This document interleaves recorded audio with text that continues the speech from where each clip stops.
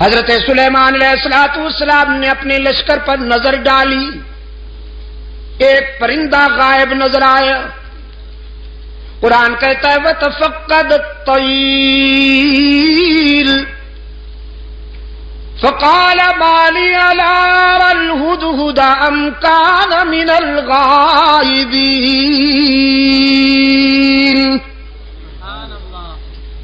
حضرت سلیمان علیہ السلام نے ایک پرندے کو غائب پایا، فرمانے لگے کیا بات ہے، مجھے ہدہد نظر نہیں آ رہا، ذرا دیکھو لشکر کے کسی کونے میں چھپا بیٹھا ہے یا پھر میری اجازت کے بغیر کہیں چلا گیا ہے، تلاش کرو۔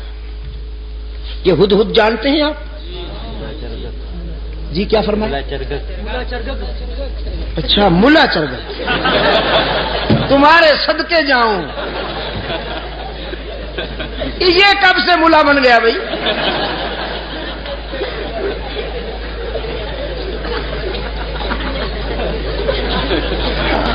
اور آپ کو یہ اتھارٹی کس نے دی ہے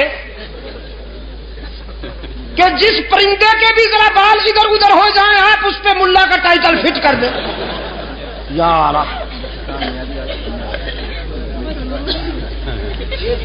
چلو پھر بھی گوارا ہے، اچھا پرندہ ہے،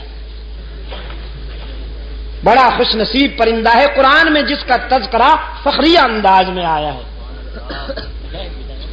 ہاں اس پر حسد کیا تھا کوے نے۔ حضرت سلیمان علیہ السلام نے جب اس ہدہد سے پوچھا کہ تمہارے اندر کون سی خوبی ہے، اللہ نے تمہیں کون سی خوبی عطا کی ہے، تو یہ کہنے لگا اللہ کے نبی مجھے اللہ نے یہ خوبی عطا فرمائی ہے کہ میں خشک زمین کو دیکھ کر اندازہ کر لیتا ہوں کہ پانی کتنا دور ہے،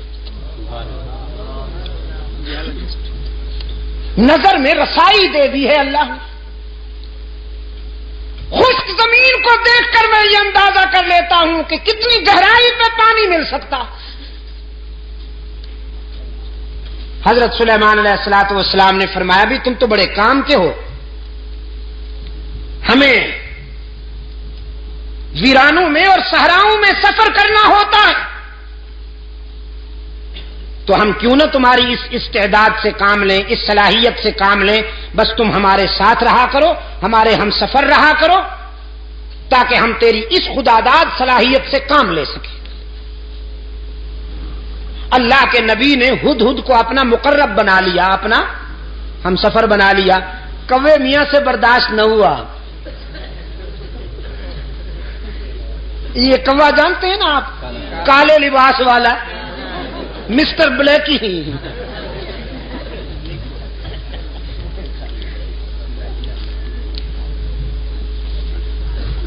اس جنس سے ایسے فیصلے برداشت نہیں ہوا کرتے۔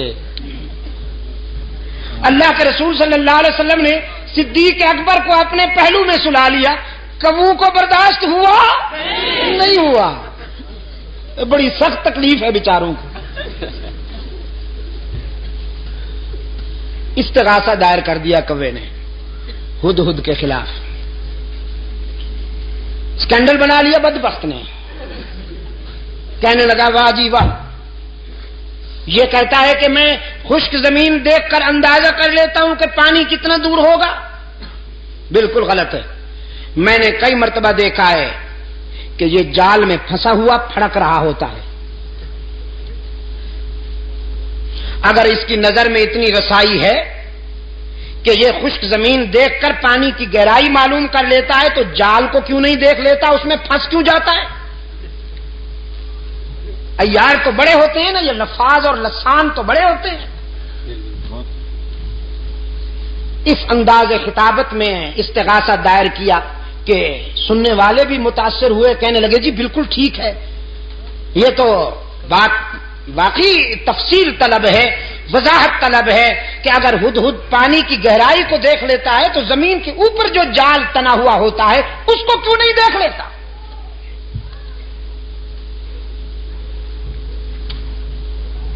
حضرت سلیمان علیہ الصلوۃ والسلام کی عدالت میں طلبی ہو گئی ہدہد کی. کوا بھی برادری سمیت آ پہنچا.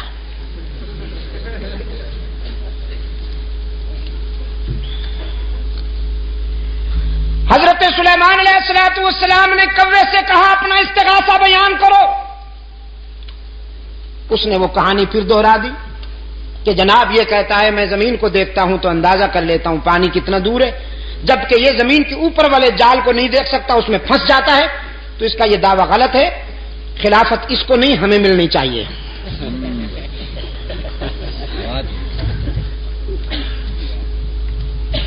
مولانا رومی رحمت اللہ علیہ نے اس سوال و جواب کو منظوم کر دیا ہے اپنی مثنوی میں.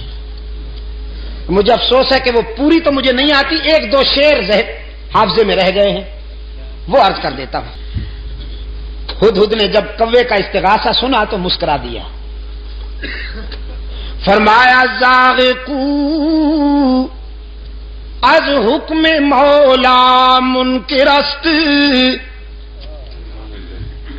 زاغقو کیوں زاغقو از حکم مولا منکرست، صد ہزاراں عقل دارد کافرست.